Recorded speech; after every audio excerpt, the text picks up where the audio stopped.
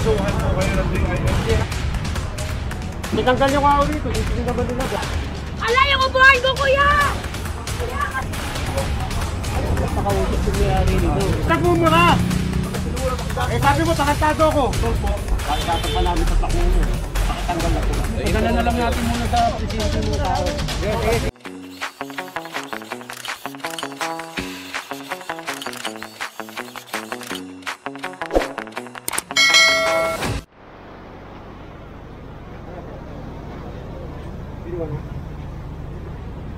Ayan. So, kinonfiscate na rin yung mga gulong ng vulcanizing shop. Kaya kasama natin si Boy Maso ah.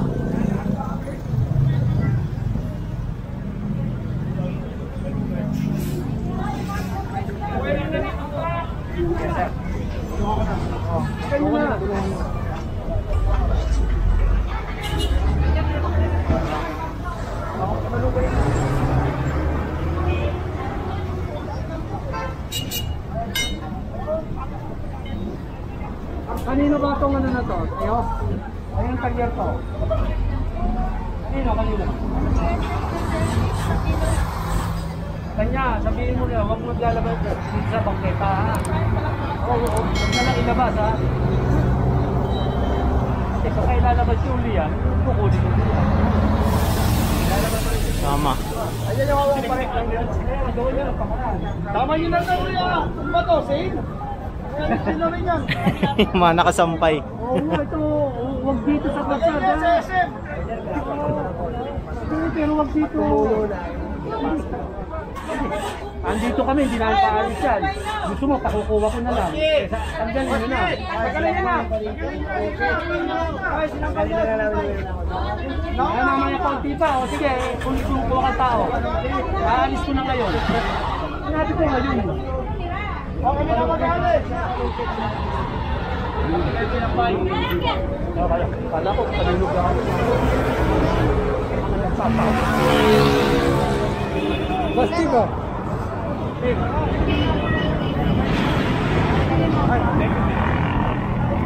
And so, pinatatanggal na itong mga sampay-sampay kasi nga naka-obstruct siya sa pinakadaanan sa sidewalk. Mamaya bigla kasi nga ngini malaglag, 'di ba? Makatama pa.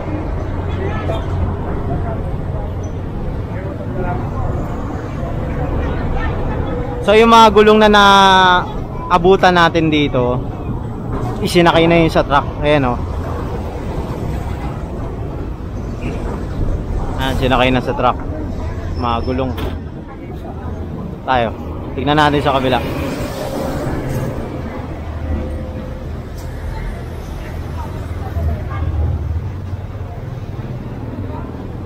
So, usog tayo. Ayan.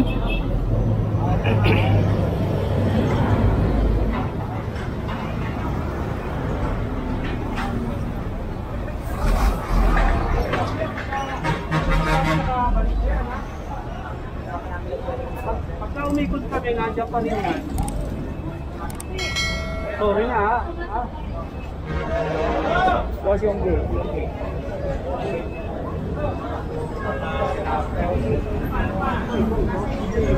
Wala, sir.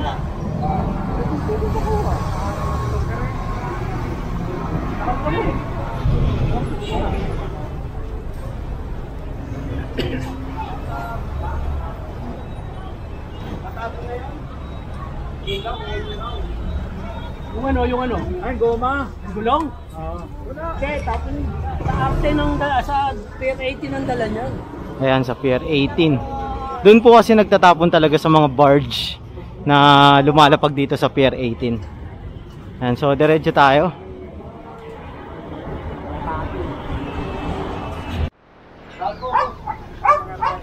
Ayan, so nandito na tayo. Ayan, nagpapagawa sila ng bahay. Iaangat na to lahat, ipapasok nila.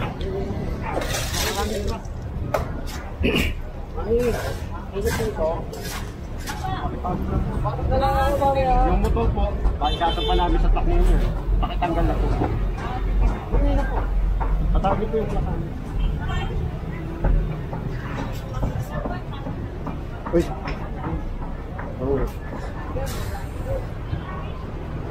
Ayan, bali papasok na lang nila sa loob yung motor. Ayan. Pati yung mga graba, buhangin, ipapasok na lang nila sa loob. Kasi hindi naman tayo humahakot niyan eh. 'Di ba? Kailangan pang isako yan eh. Ang massive clearing natin mabilis. So ano na lang, binigyan na lang sila ng pagkakataon na ipasok sa loob. Kung nakasako yan, isasakay sa truck yan kasi nga naka-obstruct sa daanan. Kaya ngayon, yung mga gumagawa, pinapala na lang, papasok sa loob. Pati itong motor. Wala sila may pakitang permit. Patay sila, building permit, wala. Walang permit, wala hinahanapan ng permit kanina ba? Dito nga tayo. O, pending to.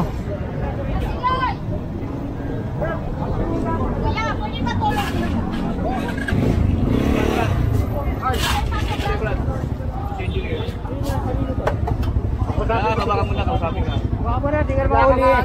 Dito, ito ay may-ari. Pasok dyan ba? Kadeliver lang po, sir. Kadeliver lang po kaya po. May permit ka? Opo, tatawagin mo lang po yung may-ari po. Pwede po ba? Eh, dapat kayo gumagawa, nandiyan ang permit nyo. Display? Oo. Sige po. Tawagin ko na lang po si ma'am. Nandiyan naman yung tao. Nandyan lang. Opo. Nandiyan lang sa Sandigo po. Hintayin ko siya eh, may operation kami. Saglit lang naman, sir. Padala na lang natin muna sa presinto ng tao. Sige. Wala kang permit eh. Sige po. Iayos nyo muna to. Sige po, ayan po. Ayan, naka-obstruct kasi sa daanan. Sadukin nyo na lang muna po. Oo. Babalik ako ha. Opo. Opo, hindi naman kami alis dito, sir. Oo, naman naman dito. Hindi naman pwede alisin yung ginagawa. Oo, tama. Grabe sa mo ha. So si sir, pupuntahan niyo may-ari para makausap ni Sir Bernard Nadonga. Ayan. So ayan, pinasok na yung mga naka-obstruct sa daanan. Hoy! Ate! Sabi mo, laki ng puhunan mo dyan. Laki ng puhunan mo. Baka makakuha ng mga nag-operation. Ang dumi-dumi pa oh. Saan mo kayo tatapon yan?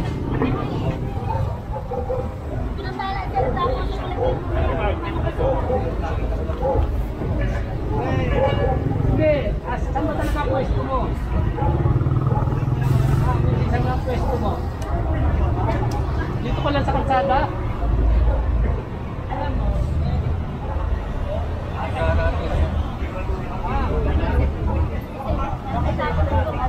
Wow, mag-usap muna tayo. Saan ka ba nakapwesto? Dito lang. Mapeperwisyo ka parate. Alam ba nung may-ari na dito nakapwesto? Alam ba nung may-ari na nakapwesto? Pakausap yung may-ari nito, pumapayag siya. Ano to?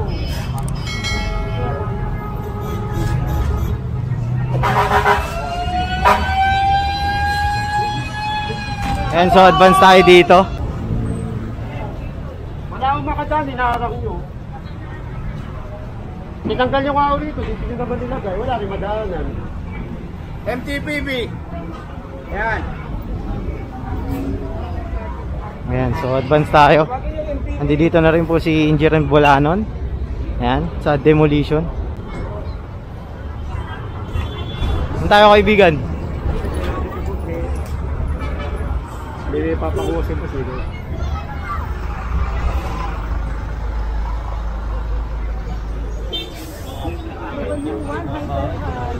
Okay.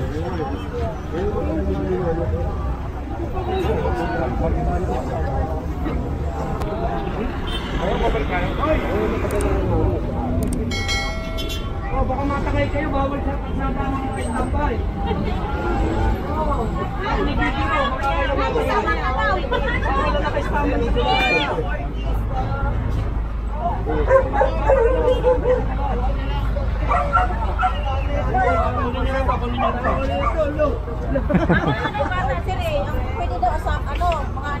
Advance tayo dito.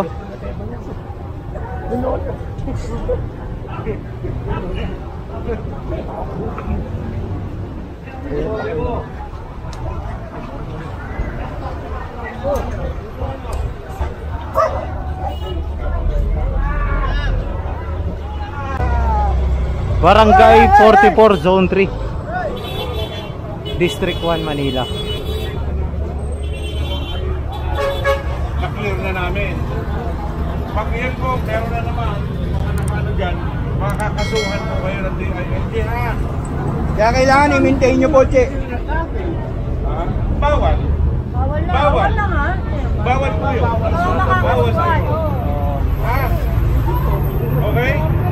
Wala tayong, hindi order po yan. May memorandum circular po ang DILG na lahat ng mga bangketa natin kailangan malinis. Lalo na rito, Che, sa Mabuhay Lane po. Kasi Mabuhay Lane to, busy street to. Delikado po yun, ha? Saka bawal na bawal, ha? Okay? Ang Manila Barangay Mayor mag-turn over sa inyo na clear nito. Nakano naman siya engineer, nakapirma na si Chairman. Pag yan po, meron po tayong meron na naman, makakasuhan na kayo, ha? Tatawag ko na po ngayon. Pwede yun, oo. Thank you, Che. Ayan, so sinabihan na si chairman. Parang nagbigay na rin ng notice para alam niya, aware siya sa mangyayari kung sakaling payagan nila ang mga nagtitinda or naglalagay ng obstruct sa daanan. Ayun, tanggalin mo yan, oh. Tanggalin mo yan. Alisin yan. Sakay mo na yan. Yan, sakay mo na yan, oh. Puro basura yan, oh. Hindi mga tao natin.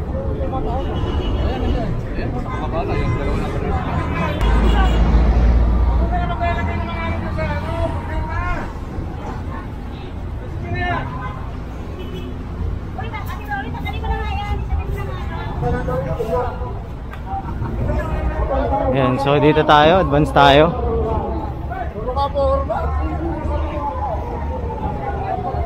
Ayan, kinonfiscate na yung mga patungan ng mga nagtitinda ng saging dito.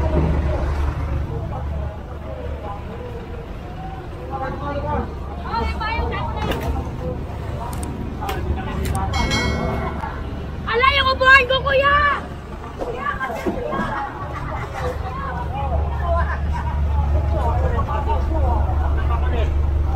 At makulit, sasama ko. Mas makulit ako.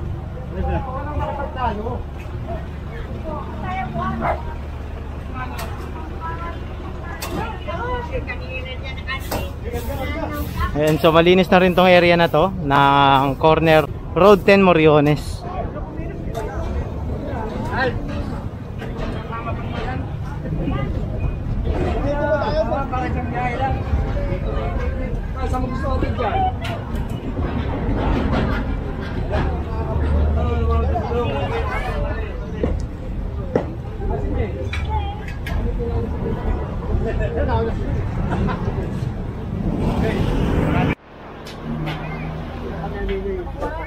Pasensya na po kayo, ha? Ayan, o, mga engineer po, tinuro na nga po, eh. Oo, kausapin niyo muna po, kausapin niyo muna. Wag po kami, nagkakabaho lang po kami rito, ha? Kasi, si Sir na lang po kausapin po. Sir, nilagpit naman namin, sir, eh. Walang nakaharap pa. Kaya po, alisan na po namin, oh. Huwag ka lang mumura! Eh, sabi mo, tarantado ako. Wala, pingi ka pala, eh. Pingi ka pala. Kala mo, hindi ko narinig. Pinagbigyan ka na nga. Hindi na nakita manumura. Hindi kita binura, narinig kita. Tarantado pa ako. Tawa niya naman.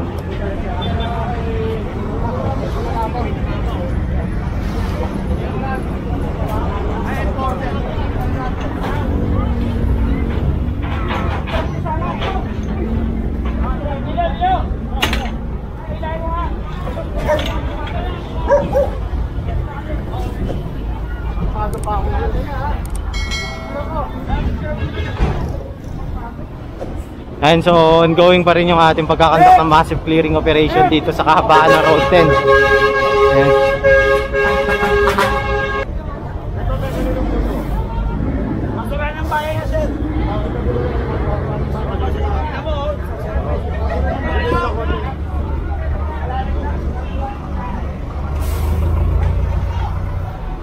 Ayan, so dire-diretso tayo. Ayan na, sinira na yung box.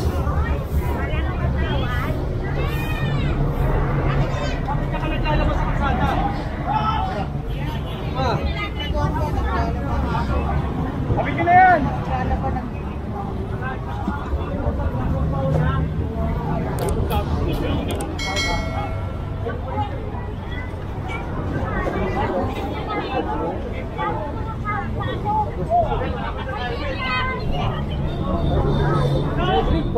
Yun o, shoutout to kaibigan natin o.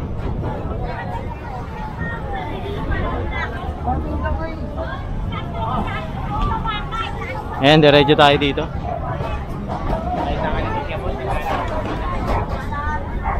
Ayan, yung mga nakaharang, ang dami nakaharang dito, no? Naka-obstruct sa daan.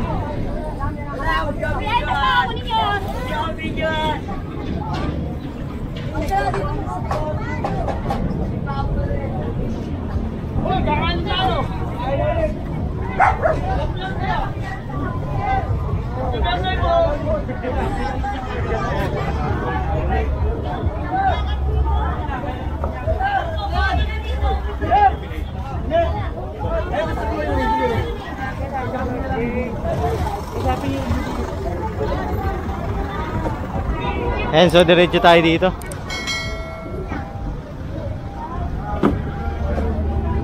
Ayan, dami oh. So, papunta na tayo ng Pacheco. Ayan, hanggang Kapulong to.